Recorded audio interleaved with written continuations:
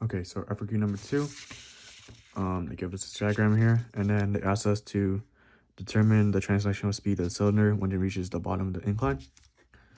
So I'm just gonna use conservation of energy, so PE initial plus KE initial equals PE final plus KE final. So when it reaches the bottom of the incline plane, its PE is 0. It's starting from rest, so its KE's initial is 0 as well. So we know PE initial is going to be mgh like that, and then KE final. So KE final, there's going to be two components of KE. There's going to be KE rotational and KE linear. So KE linear is like this. KE rotational is I 1/2 I omega squared like that. So what I'm going to do is I'm going to expand the I like that. Cylinder is going to be, the I value is 1/2 mr squared. And omega, what I'm going to do is, we know that omega is v squared over r squared like that.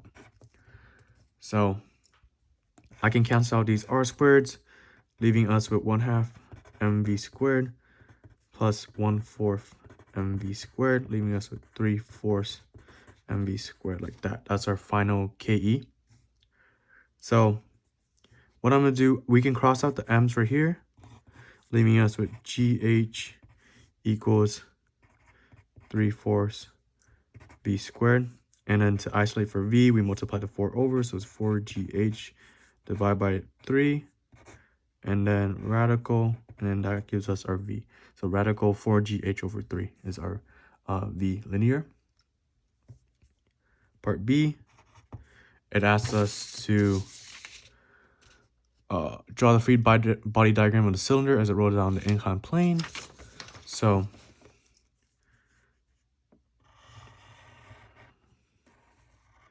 that.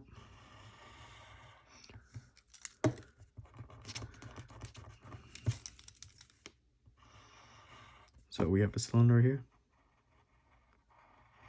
We have FG originating from the center, FN originating from the incline, and then we also have the force of friction, which is originating at the bottom right there.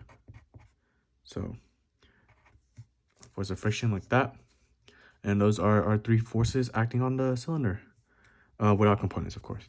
So part C, it asks us to derive an expression for the acceleration of the center of mass. So part C, like that. So what I'm going to do is I'm going to use common form. So v final squared minus v initial squared equals 2a delta x. We know v initial is 0. We know our v final is going to be, v final squared is going to be 4gh over 3 when you plug in the v final we have right here, equals 2. We're looking for our a, and then we know our delta x is the total distance of this incline right here. So what I did was use basic trig. We know that sine theta equals h over delta x. So we know that delta x equals h over sine theta, like that. This is our delta x, the length of the incline. So h over sine theta, like that. We can cross out the h's. And then next, we just cross out the 4's. This turns into a 2, like that. Multiply the sine over. So it's 2 sine theta over 3. And there's a g right there too. So 2g sine theta over 3 equals a. That's our acceleration. Let me fix this up a little bit.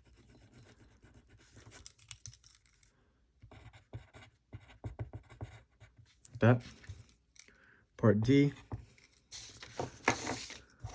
asks us to what percentage of the total energy is in the form of translational at the bottom of the ramp. So we know the total energy, so it's KE, they're asking for KE translational over KE total at the bottom of the ramp. So we know that it's 1/2 mv squared. That's our KE translational.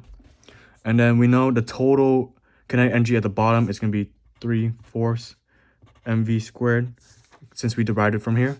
So we can cross these out. So it's going to be 1/2 over 3/4, simplifying to 2/3. That's our ratio. So we also know that 2/3 is going to be 66.66. It can go on forever. Percent like that. So that's how much percent it is KE translational at the bottom. Part E. It asks us to derive an expression for the minimum coefficient of friction between the cylinder and inclined plane that is required for the cylinder to keep rolling without slipping.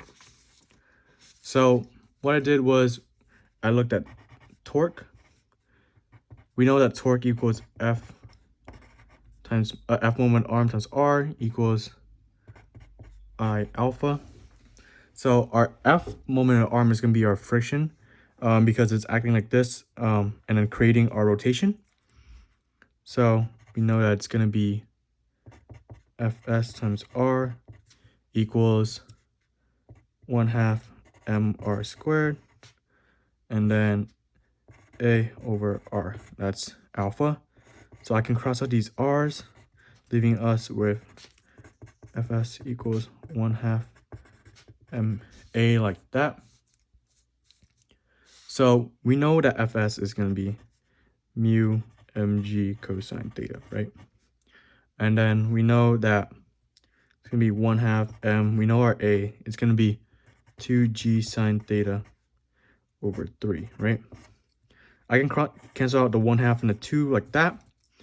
And then I can also cancel out the m's and then the g's, leaving us with a mu cosine theta equals sine theta over 3. So to isolate from mu, it's going to give us 1/3 tangent theta.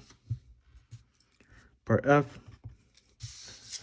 it asks us if the coefficient of friction is now made less than the value determined in part D, and so that the cylinder both rotates and slips. Okay. Indicate whether the translational speed of the cylinder at the bottom of the incline is greater, less than, or equal to the translational speed in part A. So translational speed is going to be greater. I said that it's going to be greater since now there's going to be less friction to make the cylinders rotate, right? That means that less energy is going into KE rotational, which means more goes into translational KE. So now, since there's less energy going into the KE rotational, since there's less friction making the cylinder rotate, that means there's more energy going into the translational KE. Part 2 of F, it asks us, will the total kinetic energy of the cylinder at the bottom of the inclined plane be greater, less than, or equal to? I said less than. This is because now the cylinder is sliding. Meaning friction takes away some of that energy. You can imagine if it's sliding, it's like a block, and we done a ton of block problems where the block is sliding down a friction, incline with friction, and it's losing energy as it's doing so. So it's the same concept where if the cylinder is sliding down like that, it's also going to have forces of friction counteracting its motion and making it lose energy. And then part G. Part G, it asks us to draw the free body diagram as the cylinder goes up this ramp right here.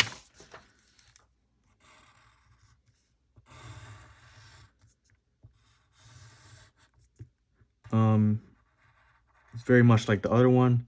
We have an FG, we have an FN. And now instead of the force of friction acting up the incline, it's going to act down the incline. because the force of friction is opposing the motion and the cylinder is rolling up instead of rolling down in the first scenario. Thank you.